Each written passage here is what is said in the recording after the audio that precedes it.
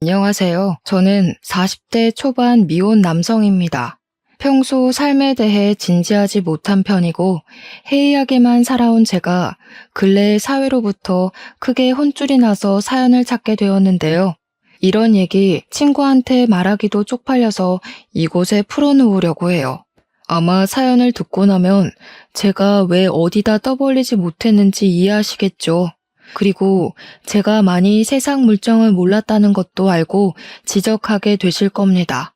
누구에게도 말하지 못해 이곳에 풀어놓고 도망치듯 사라져버릴 저를 그래도 너무 따가운 시선으로만 보시지 않아 주셨으면 하네요. 저는 늦게나마 결혼할 사람을 만났습니다. 제가 나이 40살이 될 때까지 결혼을 하지 못했는데 그 때문에 집에서 잔소리도 많이 듣고 명절에 눈치도 많이 받았어요.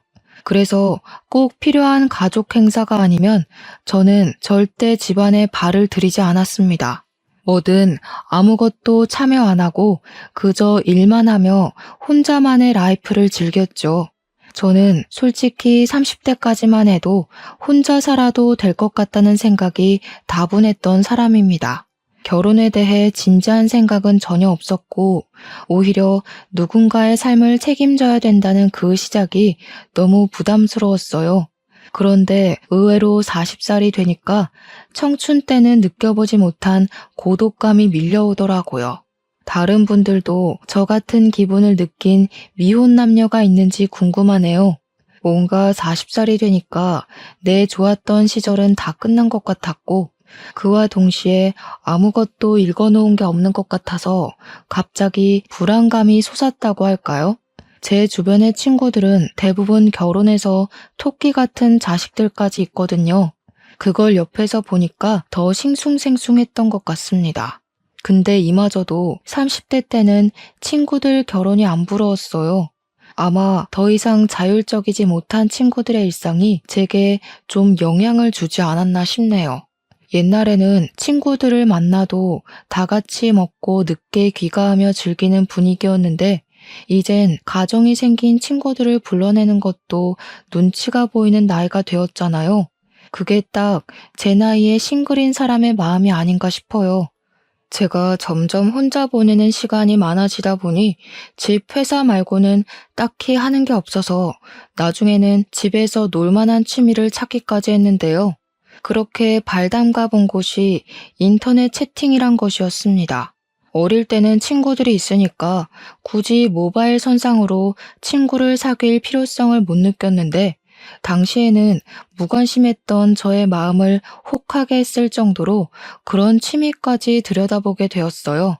그곳은 남녀 어울리며 친구를 만드는 커뮤니티였는데 집중해서 참여하다가도 순간적으로 현실 파악이 되어 제 스스로가 한심하다는 생각도 잠깐씩 들었습니다. 들으시는 분들도 참 나이 먹고 할 짓 없다 생각할 수 있겠지만 제게는 당장 취미거리를 통해 저의 회의감을 달래는 게 우선이었어요. 그리고 그곳에서 만난 여자가 있는데 저보다 10살은 어린 아가씨였습니다. 10살이면 사실 살아온 세대가 다른 수준이라 공감대가 잘 없을 거란 말이죠. 그런데 그런 것 치곤 생각보다 대화가 잘 통해서 그분과 꽤 채팅을 많이 했었어요. 그렇게 무의식적으로 회사 다니며 연락을 지속하다 보니 연락처까지 교환하게 되었고 그 뒤부터는 채팅이 아닌 전화로 수다를 떨기 시작했죠. 그분은 하는 일이 부동산을 차려 중개사 일을 하고 있다고 했습니다. 어린 나이에 자기 앞으로 된 부동산이 있다는 것이 정말 대단해 보였어요. 갖고 있는 집도 2채라고 하네요. 저보다 10살이 어린데도 불구하고 저보다 훨씬 현명하게 살고 있는 것 같아서 그분에게 진심으로 존경을 표하기도 했습니다. 저희는 연락하면서 되게 분위기가 좋았어요. 몇 년지기 친구만큼이나 훌쩍 가까워졌을 만큼 친해졌죠. 그렇다 보니 서로 동네가 근처라는 것도 알게 되었습니다. 저희가 연락만 한 지 거의 2달이 되었을 때 저도 모르게 얹어 만나서 밥이라도 먹지 않겠냐고 물어버렸어요. 한 번도 얼굴 본 적 없는 사이라는 걸 순간 망각했을 정도로 저희가 친했거든요. 그땐 벌써 오빠 동생 호칭을 쓰고 있기도 했습니다. 저도 모르게 표현해버린 대시였는데 다행히도 그분이 흔쾌히 수락해 주시더라고요. 저는 그분이 어려서 저를 부담스러워할 줄 알았는데 너무 쾌활하게 승낙해서 좀 놀랐어요. 듣자 하니 그분은 저랑 대화를 할 때 별다른 세대 차이를 못 느꼈고 자기도 저랑 잘 통하는 것 같다고 생각해서 한 번쯤 만나고 싶었답니다. 그 순간 손에 땀이 날 만큼 긴장을 많이 했지만 어쨌든 기분이 좋아진 저는 이왕 약속된 거 시간 괜찮으면 그날 당일 볼 수 있냐고 했고 제가 그분 있는 쪽으로 흔쾌히 가겠다고 했어요. 그랬더니 그분이 되레 저한테 오겠다고 하더라고요. 지금 자기가 마침 외출 중이었는데 제가 있는 곳에 더 가까운 것 같으니 자신이 움직이겠다고 하는 겁니다. 그 순간 남자라면 여자를 먼저 모시러 가야지 라고 생각한 저의 촌스러움이 부끄러워졌습니다.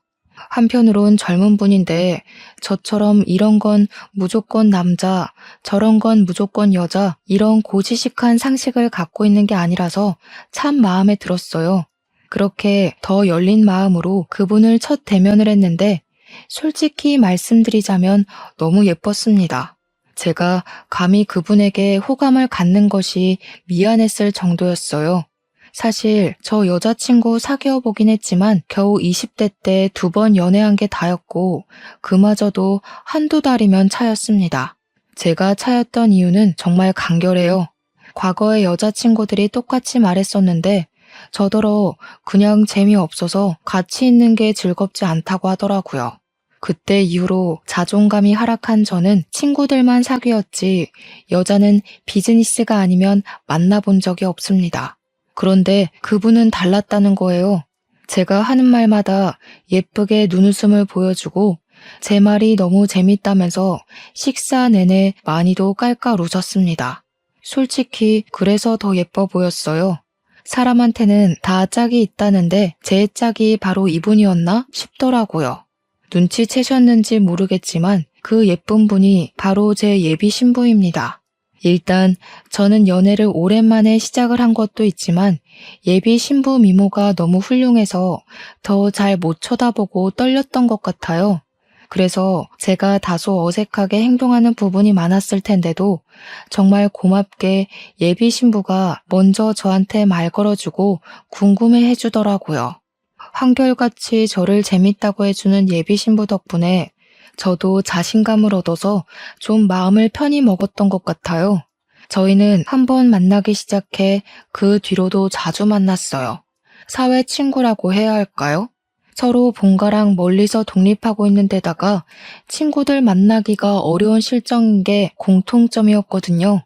그러다 보니 또 저희 둘 다 미혼에다가 애인이 없다는 것도 자연스럽게 눈치채게 되었어요. 예비 신부는 미모와 달리 참 털털한 성격이었습니다. 뭐든 남자라고 이러쿵 저러쿵 다 해줘야 된다는 발상은 전혀 없었고 자기가 알아서 먼저 계산도 하려고 했고 연락도 먼저 하는 것에 서슴지 않아 했어요. 젊은 여자들이 흔히 부린다는 철없는 어리광도 예비 신부에게선 찾아볼 수 없었습니다. 말 그대로 참 성숙한 사람이었죠. 그래서 무엇보다 남자가 굳이 여자를 집에 데려다 줘야 한다는 생각도 별로 안 좋아하더라고요. 그것 때문에 저는 예비 신부를 한 번도 집까지 데려다 줘본 적이 없어요. 가는 길에 오빠 집이 먼저 있으니까 내가 오빠를 배웅하는 게 맞지. 나는 이런 걸로 다투려는 사람들 솔직히 좀 안 맞아. 예비 신부는 한마디 한마디 할 때마다 저의 촌스러운 가치관을 바사삭 깨주었어요. 제가 과거에 겨우 단 2번 있던 연애가 실패했던 이유가 제 문제가 아니라는 걸 깨우쳐 주기도 했어요. 그 어린 친구에게 참 배울 것이 많았죠. 어쩜 그리 말을 잘하는지, 직장에서 어떤 모습일지 안 봐도 상상이 가더라고요. 그럴수록 예비 신부는 저한테 과분한 존재가 되었어요. 예비 신부에 비해 제 몰골이 좀 떨어지는 편이라서 솔직히 저는 첫 만남이 곧 마지막 만남이 될 줄 알았는데 그게 아니라는 게 신기했죠. 온전히 저희 관계의 노력은 예비 신부가 거의 다 한다는 뜻입니다. 그렇게 저희는 서로 사귄다는 말도 안 했는데 이미 연인인 것처럼 자주 연락했고 만나면 손도 잡고 그랬어요. 그 모든 것의 권한도 전부 예비 신부에게 주었는데 늘 모든 걸 먼저 리드해 주더라고요. 그런 멋진 여성을 만나니 문득 그런 생각이 들었는데요. 제게 행운이나 다름없는 예비 신부에게 고백까지 먼저 받는 건 그녀에 대한 예의가 아닌 것 같더라고요. 그래서 이번엔 제가 먼저 용기를 내 고백을 했고 그날로 저희는 남들에게 당당하게 말할 수 있는 커플이 되었습니다. 아무래도 제가 10살이 많았기 때문에 예비 신부를 더 세심히 대우해줬어요. 다들 도둑놈이라고 볼 게 뻔한데 제가 못해주기까지 하면 얼마나 꼴불견입니까? 물론 예비 신부가 대우받는 걸 불편해했지만 그건 제 위안이자 곧 제 진심이기도 했어요. 그때마다 예비 신부는 나이 같은 건 사람 대 사람으로 인연 맺는 데에 중요하지 않다면서 자기는 저의 있는 그대로를 좋아한다네요. 이런 고백을 거의 매 순간 들었는데 솔직히 축복받았다고 해도 되지 않겠습니까? 친구들은 제가 여자친구 생긴 걸 알고 사진을 보더니 난리 폈어요. 저더러 그 여자랑 꼭 결혼하라고 소개해달라 아주 소란이었습니다. 그렇게 대단한 여자 만나려고 여태까지 싱글이었던 거냐면서 축하도 많이 받았죠. 예비 신부를 단지 예뻐서 사귀는 건 아니지만 그 순간엔 얼마나 어깨가 으쓱 올라갔는지 몰라요. 그래도 정작 예비 신부 앞에선 100번 조심하는 게 저였습니다. 이렇게만 계속 조심을 했다면 얼마나 좋았을까요? 제가 예비 신부가 주는 행복에 겨워 그만 실수를 하고 말았는데요. 당황스럽게도 제가 예비 신부를 혼전 임신을 시켜버린 겁니다. 예비 신부가 말해주기 전까지는 당연히 모르고 있었는데 퇴근하고 통화로 전달을 받았어요.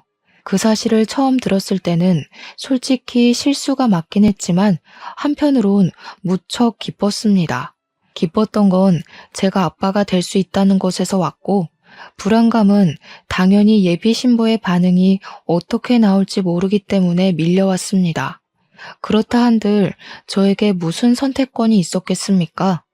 예비 신부가 출산을 하겠다고 하면 제가 물심양면 예비 신부를 모시겠지만 만약 아이를 포기하고 싶다고 한다면 저는 강하게 설득할 주제가 못 된다고 봤어요.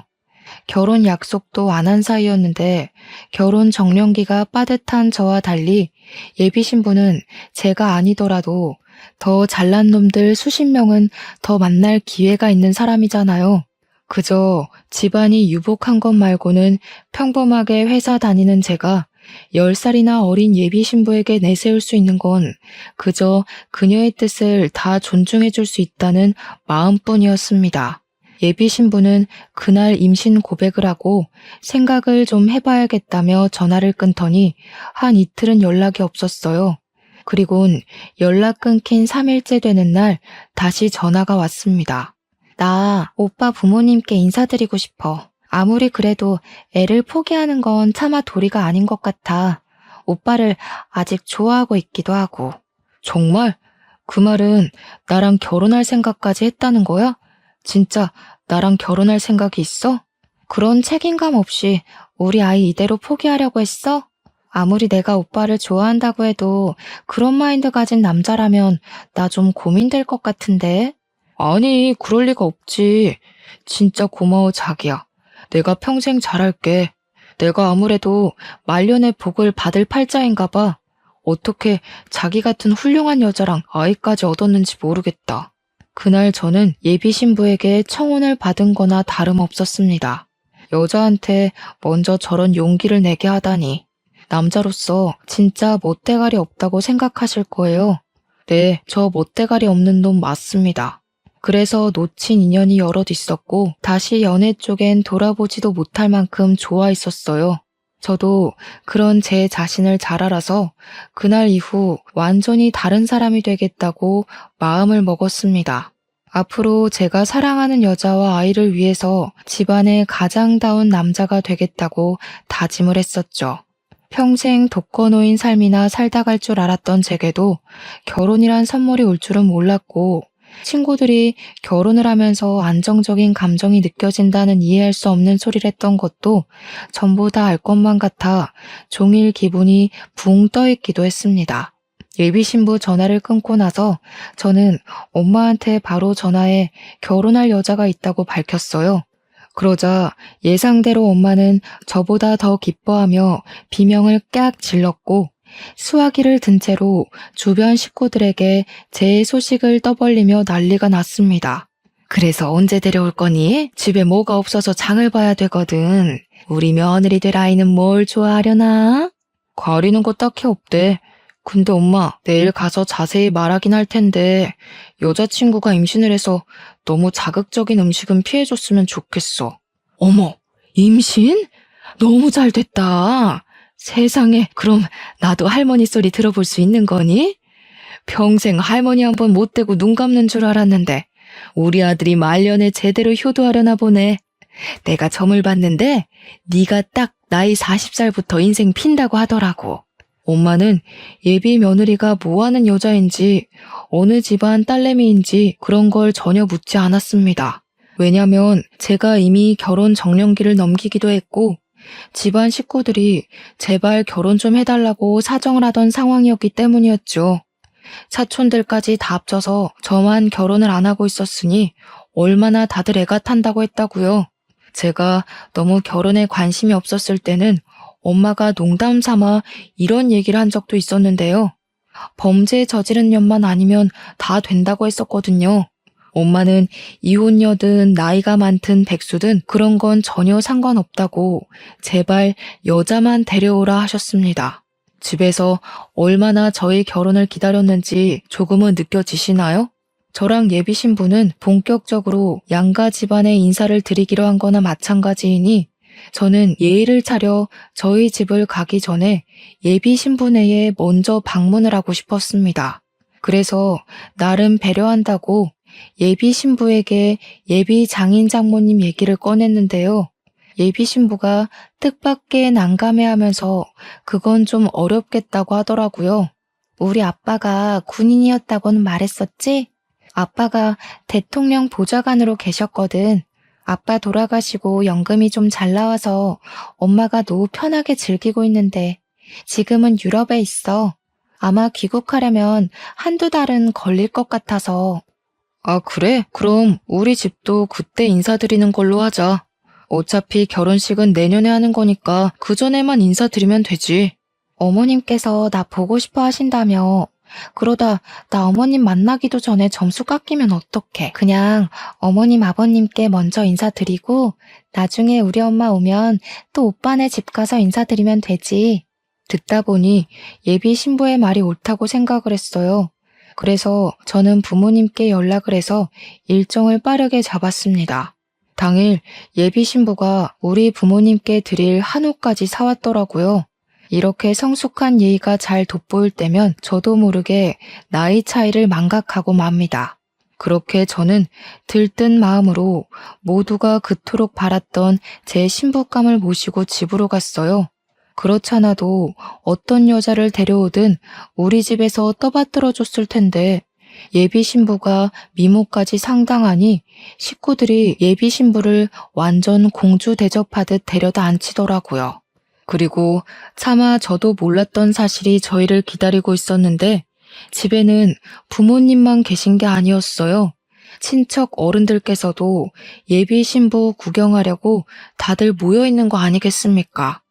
저희 식구들이 좀 유난스러운 게 없지 않아 있는데 첫 결혼 인사에서도 그럴 줄은 몰랐습니다. 솔직히 이런 상황 예비 신부 입장이면 부담스럽잖아요. 괜히 예비 신부 눈치가 보이더라고요. 그래서 식구들이 식사 차리는 틈을 타서 몰래 너무 부담스러운 분위기라 미안하다고 했는데요. 예비 신부는 오히려 다복해서 좋다고 집이 크니까 답답하지도 않다며 긍정적으로 봐줬습니다. 제가 또 예비 신부에게 놀랐던 건 어른들을 굉장히 사근사근 잘 대했다는 겁니다. 그래서 엄마 눈에는 더 합격이었을 거예요. 범죄자 아니고 여자 기능만 하면 결혼 허락해줬을 거라는 엄마에게 예비 신부의 존재는 그저 100점 중에 1000점이나 다름없었습니다. 엄마가 예비 신부를 얼마나 환대했냐면 그만 가야 할 시간에 갑자기 선물이 있다면서 자기가 끼고 있던 반지를 빼서 예비 신부에게 쥐어주더라고요. 그건 엄마가 개인적으로 구매했던 금 3돈 되는 반지였어요. 예비 신부가 식겁하면서 거절했지만 엄마는 예비 신부에게 끝까지 주면서 예비 신부 손을 꼭 잡았어요. 다 늙어서 쓸데도 없는 우리 아들한테 시집 오겠다고 해주니까 고마워 그러지. 내가 당장 줄 수 있는 게 이것밖에 없네. 걱정 마라. 앞으로 이 시애미가 해줄 수 있는 건 다 해줄게. 너는 아무것도 들고 올 것 없다. 몸만 오면 우리 집에서 다 해줄 거야. 그렇게 첫날부터 금반지 선물을 받은 예비 신부는 얼떨떨하게 그걸 들고 나왔지만 곧 무척 행복해하며 깔깔 웃었습니다. 너무 유쾌한 집이라고 없던 웃음도 나온다면서 저한테 무조건 시집 가야겠다고 하더라고요. 그리고 오히려 자기가 과분한 집안에 시집 가는 것 같다고 너스레도 떨었습니다. 우리 집에 인사를 하고 나니 좀 더 가족에 가까워진 느낌이 없지 않아 있었는데요. 엄마가 예비 신부 데리고 집에 오라고 할 때마다 곤란했는데 예비 신부가 고맙게도 우리 집 방문하는 걸 참 좋아해 줬어요. 어느 순간부터는 뭐만 하면 우리 부모님 생각해주면서 이거 같이 먹자, 저기 같이 놀러 가자, 여기 모시고 오자 그런 식으로 고맙고 예쁜 말만 했습니다. 그게 다 자기 엄마가 유럽 가서 부모 품이 그립다는 것 때문이었는데요. 아직 예비 신부가 30살이었으니까 부모가 그리울 나이일 수 있다고 생각을 했어요. 그래서 그 뒤부턴 한결 마음 편하게 예비 신부를 우리 집에 데려갈 수 있었어요. 그때마다 엄마는 예비 신부가 이미 며느리라도 된 것처럼 자꾸 폐물 같은 걸 선물로 주었습니다. 그런 식으로 찔끔찔끔 준 게 거의 500만 원 돈 가까이 되었을 겁니다. 엄마가 고집을 해서 예비 며느리 예쁘다고 챙겨주는 것이니 사실 거절만 하는 것도 예의가 아닐 수 있거든요. 그 적정선을 예비 신부가 잘 지키면서 선물을 받더라고요. 그렇게 거의 반 가족이나 다름없게 보낸 지 2달이 지나고 드디어 저도 예비 장모님께 인사드릴 수 있는 기회가 왔구나 기대를 했습니다.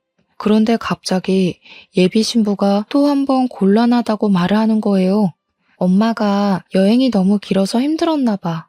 건강이 안 좋아서 당분간은 만나기 어려울 것 같아. 나도 웬만하면 오빠 얼굴만 보면 안 되겠냐고 물어봤거든. 근데 엄마가 컨디션 안 좋을 때 만나면 오빠한테 안 좋은 인상으로 비칠 것 같아서 좀 그렇다네. 해외여행을 오래 하고 돌아오신 거면 충분히 그럴 수 있다고 생각했습니다. 할 수 없이 저는 또 한 번 예비 장모님과의 만남을 미뤄야 했어요.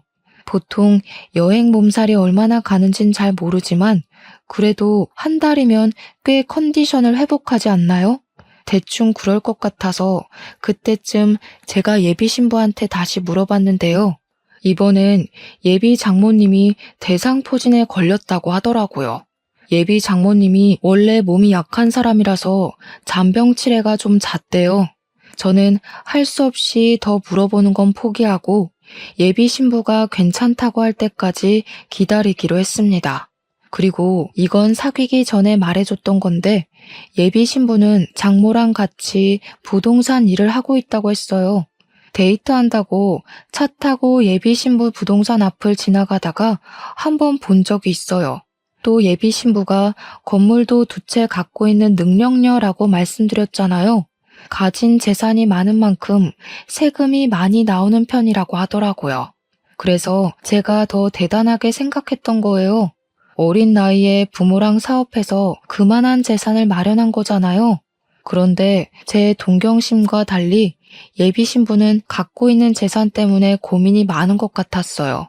어느 순간부터 세금 얘기를 자주 하면서 옛날만큼 부동산이 잘 되는 것도 아니고 요즘 세입자 구하는 것도 만만치가 않다고 그만 부동산 소유물들을 처분할까 생각 중이란 말을 하곤 했어요. 저는 뭐든 예비 신부 마음이 편한 게 먼저였기 때문에 힘에 부치면 언제든지 뜻대로 하라고 했습니다. 어차피 우린 결혼할 사이고 부동산만 팔아도 예비 신부 쪽에서 결혼 자금을 못 대는 일은 없을 거거든요. 혹시나 결혼 자금을 못 대면 어떤가요? 예비 신부더러 몸만 오라는 저희 부모님의 말은 허풍이 아닙니다. 정말 저희 쪽에서 다 마련할 수 있었거든요. 그래서 저는 예비 신부가 부동산을 정리하려고 어느 정도 마음을 먹은 줄 알았어요. 근데 어느 날 제게 그런 말을 하더라고요. 세금이 1억 나왔는데 3천만 원이 부족해서 빌려달라고 말이죠. 자신이 꼭 갚겠다고 불안하면 차용증까지 써준다고 했습니다. 갑자기 3천만 원을 빌려달라고 하는 건 좀 당황스러웠지만 그렇다고 결혼할 사이에 뭘 차용증까지 쓰나 싶었어요. 제가 예비 신부 사정을 모르는 것도 아니었고요. 그래서 저는 알겠다고 했고 제 목돈 통장에서 3천만 원 이체시켜 주었습니다. 예비 신부는 제 덕에 급한 불 껐다고 정말 고마워했어요. 당시 저도 함께 안심을 했었죠. 그런데 문제는 예비 신부가 돈을 빌려달란 행각이 이게 끝이 아니었다는 겁니다. 그 다음 제게 또 돈을 빌려달라고 한 적이 있었어요. 자기가 재작년에 세를 주고 오픈했었던 미용실 하나가 있는데 친척이 하는 곳이라고 하더라고요. 근데 재정이 어려웠는지 적자가 나서 월세가 좀 밀렸다고 2천만 원 공과금이 부족해서 그러는데 좀 빌려달라고 하는 겁니다. 그러면서 바로 덧붙이는 말이 그 미용실 건물을 제 명의로 돌려주겠다고 했어요. 이제 우리 부부나 마찬가지인데 내가 가진 건 다 오빠 거지. 나 애 생겨서 오빠한테서 도망도 못 가. 혹시 불안해서 그래? 혼인신고 먼저 할까? 예비 신부를 수상하게 볼 건 없었습니다. 예비 신부 말대로 이미 뱃속에 제 아이도 있고 제가 예비 신부 신원을 모르는 것도 아니고 부동산 일 때문에 여기저기 연락하는 모습도 많이 봤으니까요. 그리고 건물 하나를 제 명의로 돌려준다고 하잖아요. 그런 담보가 있는 거라면 저는 그걸 믿고 빌려줄 수 있었어요. 실제로 예비 신부가 저를 찾아와 명의 변경 신청서를 같이 작성했었거든요. 이렇게 저희 문제는 돈과 예비 장모를 못 만나 뵀다는 것 말고는 결혼 준비가 수월했습니다.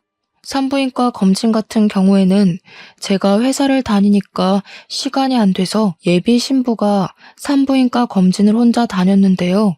저는 그게 또 미안해서 산부인과 비용과 차비, 식사까지 해서 예비 신부에게 틈틈이 10만 원씩 입금을 해줬어요.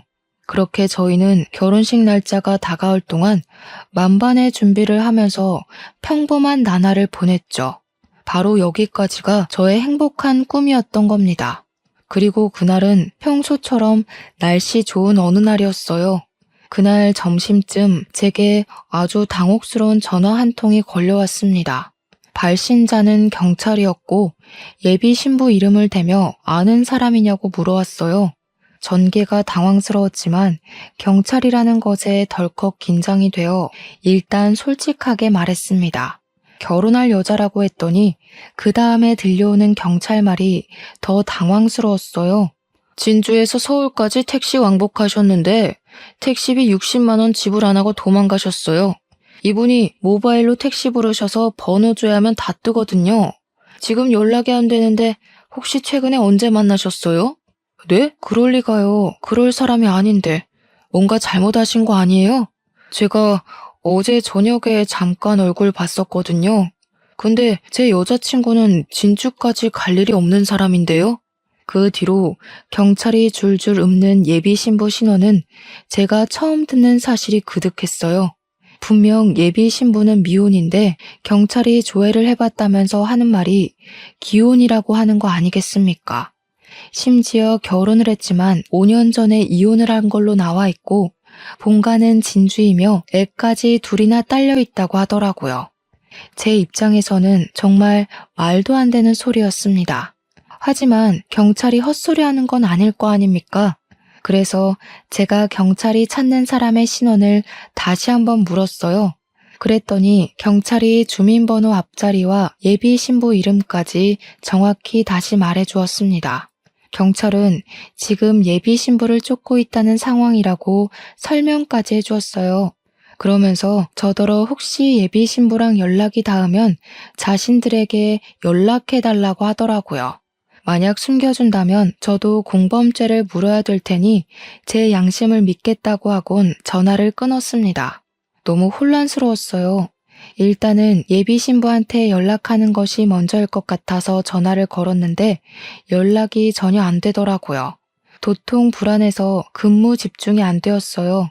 결국 저는 반차를 썼고 예비 신부가 일한다는 부동산을 바로 찾아갔습니다. 근데 부동산 일하는 사람 말이 저의 혼란스러움을 더 가미시켜 주었어요. 아, 그 사기꾼년이요? 그냥 완전 정신 나간 여자예요. 우리 부동산 빚 매물에서 제멋대로 집주인인 척 계약자들 돈 받아먹고 잠적했다니까요? 그년 때문에 우리 부동산 영업정지까지 당해서 진짜 짜증났거든요. 근데 또 우리 부동산 이름 팔아먹고 다녀요? 그년 어딨어요? 아구창을 확 찢어버려야겠네. 부동산 주인은 제가 예비 신부 이름을 언급하자마자 많이 화가 나서 열을 올렸습니다. 저보고 더 큰 함정에 빠지기 전에 그 정신 나간 여자랑 끝내라고 하더라고요. 경찰 증언에 부동산 사실까지 확인한 저는 충격에 휩싸일 수밖에 없었어요. 더 이상 예비 신부를 믿을 만한 구석은 찾아볼 수 없는 상태였고 그동안 예비 신부가 제게 했던 눈속임의 말들이 파라노마처럼 지나갔습니다. 저는 대체 누구를 만나서 사랑을 키웠던 걸까요? 예비 신부랑 같이 지냈던 세월들에서 진심이 아니었던 적이 없는데 제가 들은 말들이 전부 예비 신부의 실체라면 그럼 예비 신부는 저한테 전부 거짓이 아니었던 적이 없다는 것 아닙니까? 요즘 사람들 무섭다는 말은 많이 들었지만 제 예비 신부는 다르다고 봤습니다. 젊은 사람치고 현명하고 부지런히 잘 살아왔다고 생각해 진심으로 존경했는데 그저 그런 번지르르 했던 그 말들이 전부 가짜였다는 거고 이런 사기를 치다 보니 언변이 뛰어났다는 거네요. 실체를 알면 알수록 무서운 여자였습니다. 기가 막혀서 웃음도 안 나오더라고요. 내가 얼마나 여자를 안 만났으면 고작 어린애 장난질에 속아 넘어갔을까 한심했어요. 그저 결혼에 눈이 멀어서 정작 분별력이 바닥났던 제 자신이 창피했습니다. 그래서 더 예비 신부를 용서할 수 없었어요. 나이 먹고 바보같이 속아 넘어간 저도 문제지만 사람 진심 가지고 사기치고 돈을 갈취하기 위해 연기를 한 예비 신부도 만만치 않게 문제 아니겠습니까? 저는 바로 다시 경찰에 연락을 했어요. 예비 신부 본가를 찾으려고 하니 진주에 있다는 집 주소 좀 알려달라 했습니다. 그리곤 급하게 KTX까지 타고 가서 진주 방문했어요.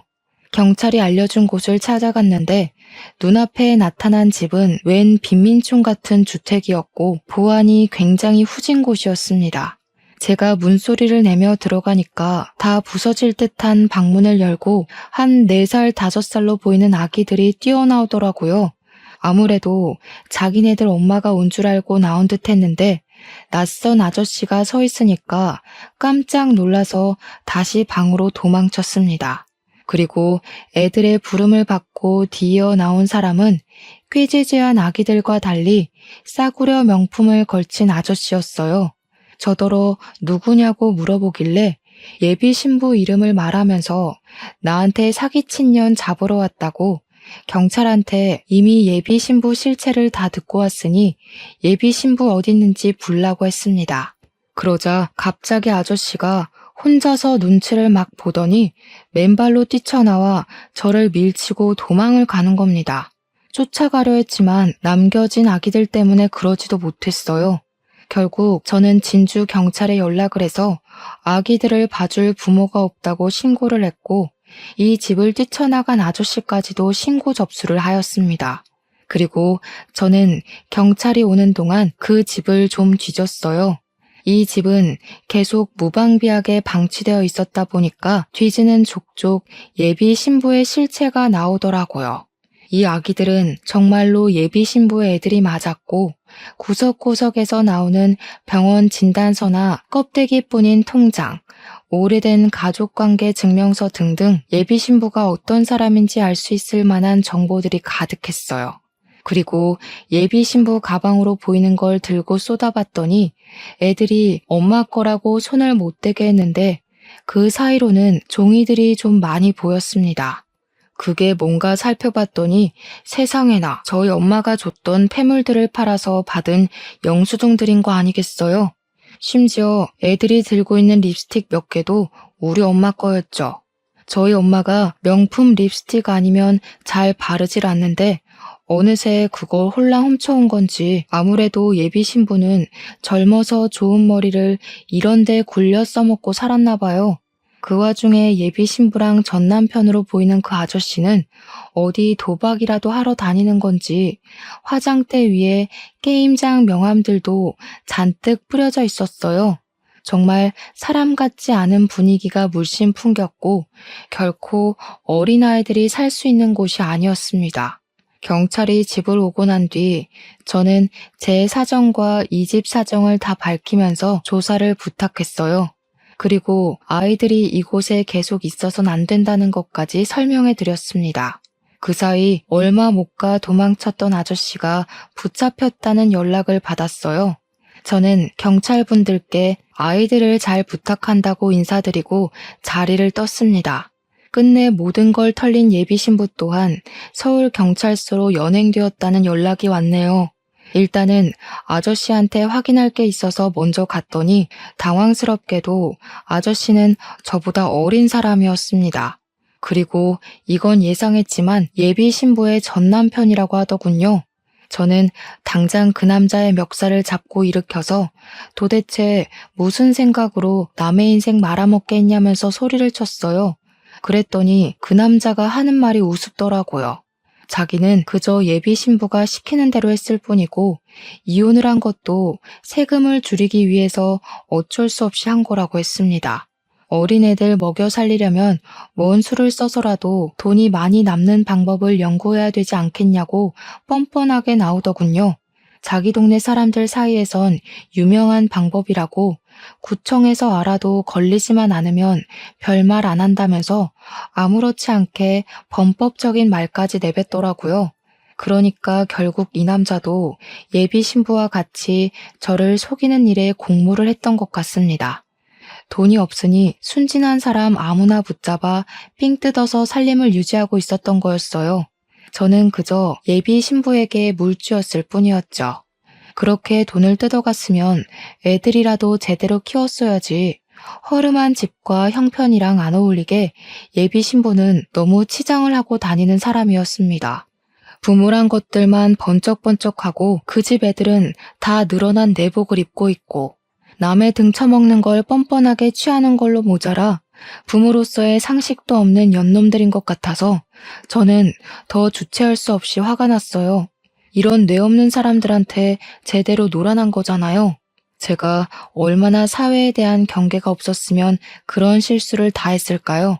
저는 결국 반성 없이 변명만 하고 있는 예비 신부 전 남편을 향해 주먹을 내리꽂아 줬습니다. 감옥 가면 당분간 네 마누라 얼굴 못 볼 텐데 그럼 돈 쥐어줄 사람도 없겠네. 더 이상 싸구려 명품 못 걸쳐서 어쩌냐? 내가 네 마누라랑 결혼하면 나중엔 나한테 해코지해서라도 내 재산을 가져갔겠다? 그 전에 콩밥 처먹게 될 줄은 너희들도 몰랐겠지. 쉽게 살려고 하면 결국 이 꼴 나는 거야. 너희들 같은 쓰레기는 커서도 부모 대접 기대하진 말아야겠다. 저는 경찰에게 공범에게 줄 수 있는 아주 큰 형량을 부탁했고 바로 급하게 서울로 올라갔습니다. 예비 신부가 있다는 경찰서로 가면서 예비 신부를 사기죄와 절도죄로 고소를 해버렸어요. 경찰서에 가니까 예비 신부가 고개를 푹 숙이고 앉아 있더라고요. 보나마나 저런 것도 연기겠죠. 이건 제가 그 자리에 가서 들었던 건데 경찰 말로는 예비 신부가 거짓말했던 사실 중에 임신도 포함이었다고 하더라고요. 거기다 또 하나, 저랑 같이 작성했던 미용실 명의 변경 신청서도 가짜였대요. 대체 저는 세상을 얼마나 물러봤던 걸까요? 어쨌든 특히 임신이 제게 좀 더 충격을 주었어요. 저희 엄마는 예비 며느리도 좋아하셨지만 손자 때문에 더 기뻐했었거든요. 제 안목이 개떡 같았던 탓에 본의 아니게 불효를 저지르게 되어 그것 때문이라도 저는 더 예비 신부에게 화가 났습니다. 저는 예비 신부한테 인사도 하지 않고 바로 그냥 멱살을 잡았어요. 너 도대체 뭐야? 처음부터 도둑년이었던 거야? 내 돈 빼먹고 네 입에 풀칠하려고 접근했던 거냐고. 어떻게 사람이 돼서 그 정도로 낯짝 두꺼울 수가 있어? 한두 번 사기친 것도 아니지. 겨우 이따위로 살아온 게 진짜 네 모습인 거냐? 예비 신부는 제가 침을 튀기면서 목청을 높여도 그저 택시비만 아니었으면 나한테 들통 안 날 수 있었다는 둥, 택시를 모바일로 부르는 게 아니었다는 둥, 제 귀를 의심할 만한 멍멍이 발언을 서슴지 않았습니다. 그것에 더 성질이 난 저는 다시 한번 예비 신부를 몰아붙이며 목에 핏대를 세웠어요. 그래, 카드값 급해서 그랬다. 원래 사람이 돈 없으면 물불 안 가리는 거야. 오빠는 잘 살아서 모르겠지. 우리 같은 거지 새끼들은 사기라도 안 치면 못 먹고 살아. 그건 그냥 굶어 죽으라는 거나 마찬가지라고. 그래서 내가 오빠 돈 공짜로 타갔어? 몸 대줬잖아. 솔직히 여자로서 내가 더 손해 아닌가? 믿을 수 없을 만큼 저렴하고 파렴치한 발언에 저는 결국 예비 신부 얼굴에까지 손을 대고 말았어요. 온 힘을 다해서 예비 신부의 귀싸대기를 날려 잡아뜨리고 그냥 머리채를 잡고서 다시 얼굴을 마주했습니다. 제가 좋아했던 사람이 맞나 싶을 정도로 얼굴색이 변해 있더라고요. 그간의 세월이 무색하게 날아가 버린 것 같아서 그 순간 살짝 눈시울이 붉어졌던 것 같아요. 내가 너한테 어떻게 했는데, 우리 식구들이 너한테 얼마나 잘해줬는데, 아무리 거지같이 살아도 사기는 치지 말았어야지. 너 같은 애는 애를 낳지 말았어야 했어. 어떻게 니까짓 게 부모를 해? 애들 앞에서 쪽팔리지도 않냐? 아, 걔들? 걔들도 나름 걔들 몫을 해. 걔들 때문에 깜빵 가도 형량이 적거든. 자식이 돼서 엄마한테 그 정도 역할을 해주니까 나도 부모로서 먹여주고 재워주는 거지. 예비 신부는 제게 이미 실체가 들켜버린 이상 저는 안중에도 없는 사람이 되어버렸습니다. 더는 제 앞에서 가면을 쓰지 않았고 폐기 처분해야 할 인성을 무수히 많이 보여주었어요. 폐륜적인 발언 또한 경찰이 듣든 말든 상관하지 않는 것 보니 이렇게 경찰서에 잡혀오는 것이 전혀 무섭지 않은 것처럼 보이기도 했습니다. 역시나 경찰 말로는 예비 신부가 택시비처럼 사사로운 절도죄를 조금씩 저질러서 몇 건 정도 경찰서에 들락날락했던 전적이 있었다고 하더라고요. 저한테 그 소리를 해주는 경찰에 대고 예비 신부가 절도 횟수를 정정하는 당당한 태도를 보이길래 저는 더 이상 참지 못했어요.